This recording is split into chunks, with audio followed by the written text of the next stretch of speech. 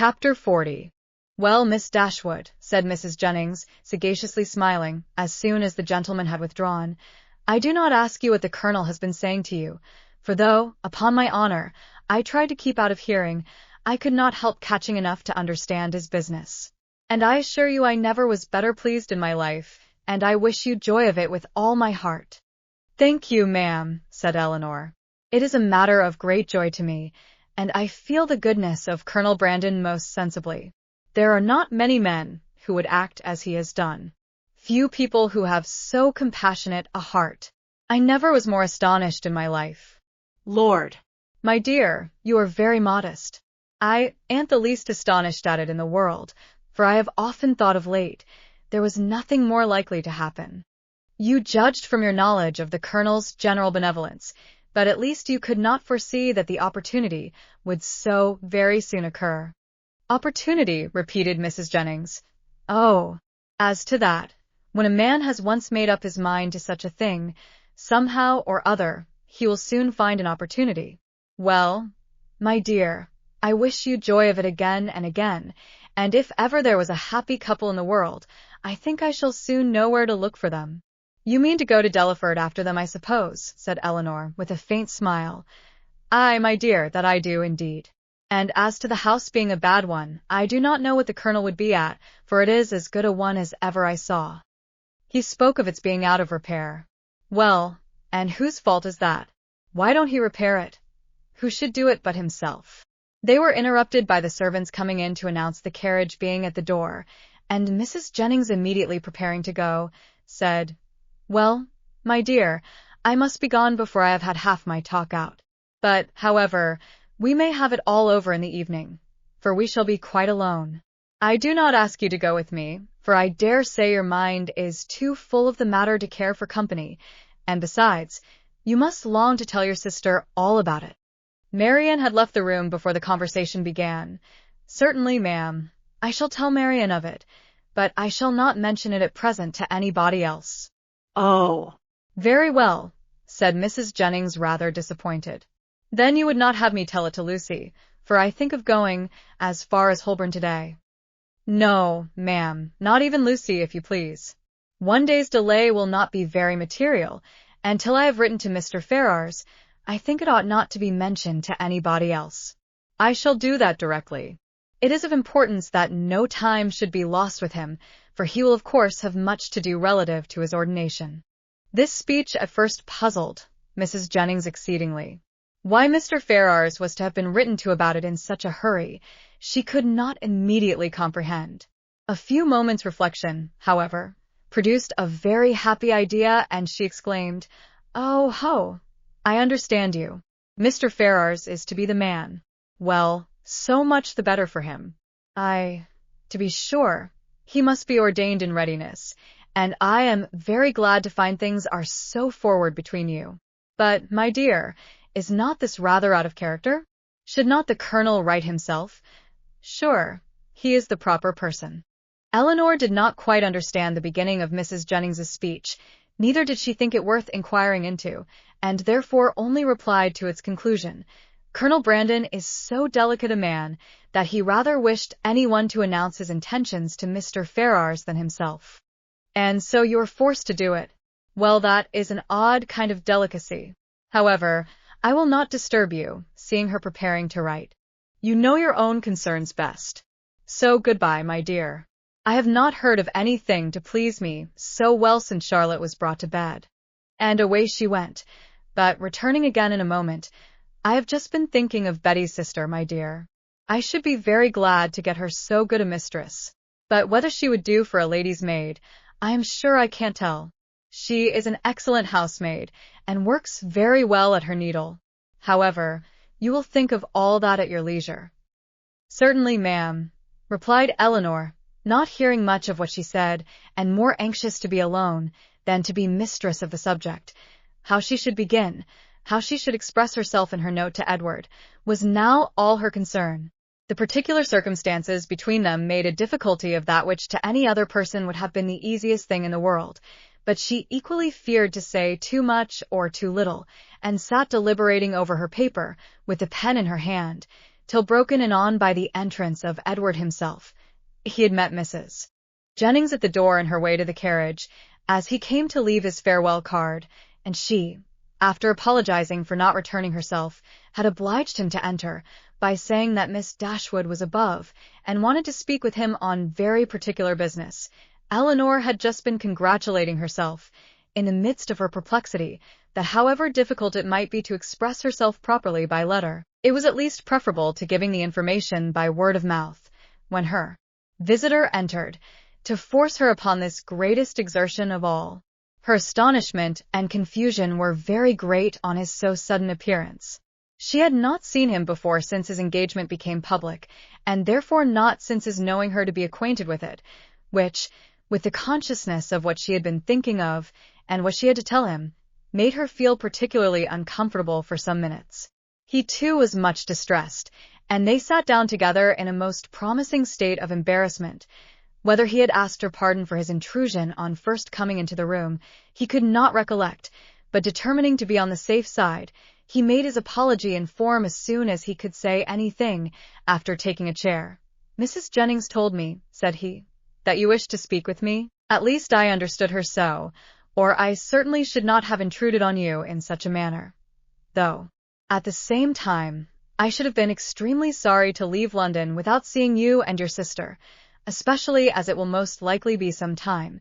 It is not probable that I should soon have the pleasure of meeting you again. I go to Oxford tomorrow."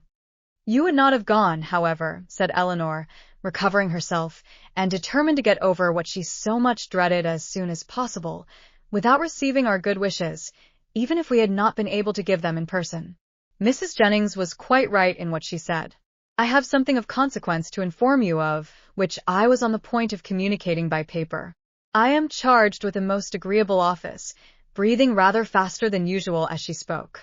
"Colonel Brandon, who was here only 10 minutes ago, has desired me to say, that understanding you mean to take orders, he has great pleasure in offering you the living of Delaford now just vacant, and only wishes it were more valuable.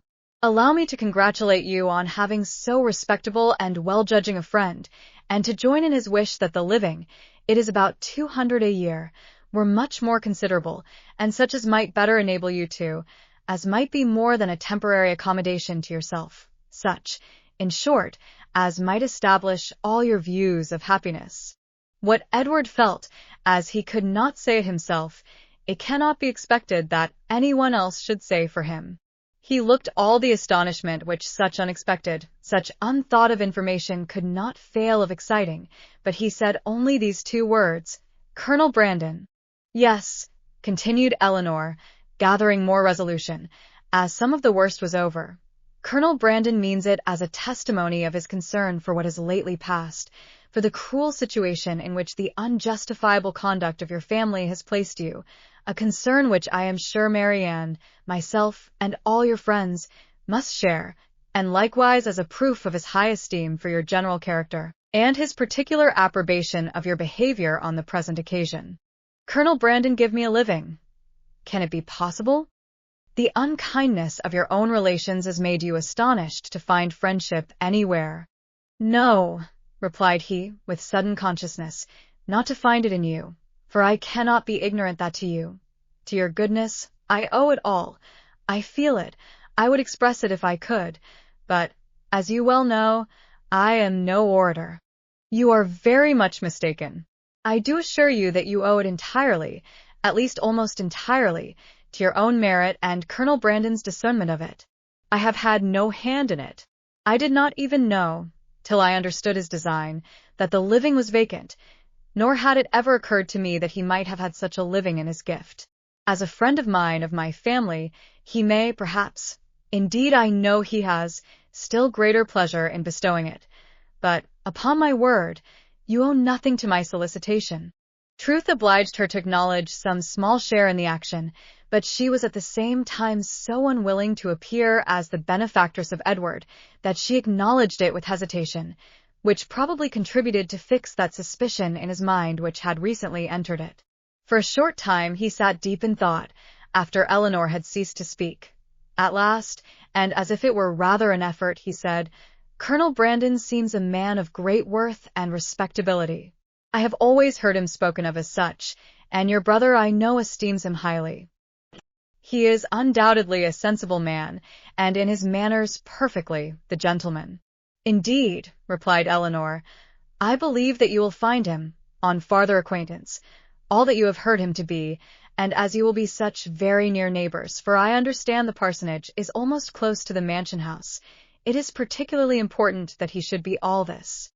Edward made no answer, but when she had turned away her head, gave her a look so serious, so earnest, so uncheerful, as seemed to say that he might hereafter wish the distance between the parsonage and the mansion house much greater.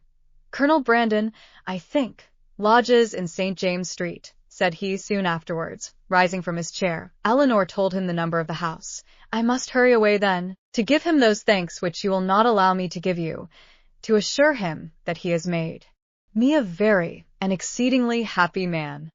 Eleanor did not offer to detain him, and they parted, with a very earnest assurance on her side of her unceasing good wishes for his happiness in every change of situation that might befall him, on his, with rather an attempt to return the same goodwill than the power of expressing it.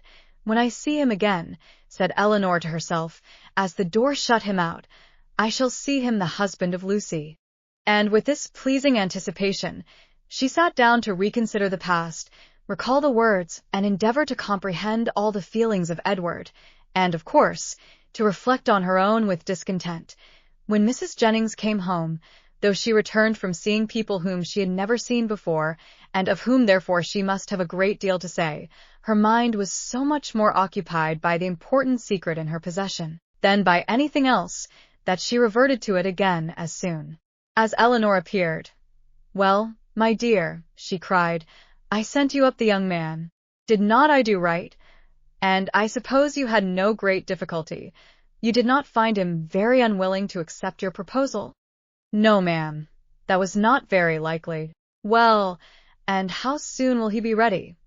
For it seems all to depend upon that.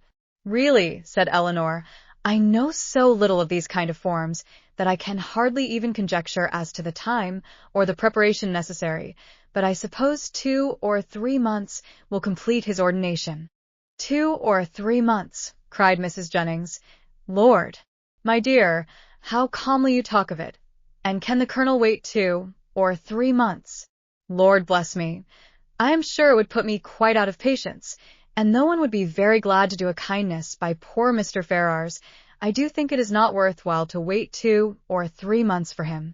Sure somebody else might be found that would do as well, somebody that is in orders already. My dear ma'am, said Eleanor, what can you be thinking of?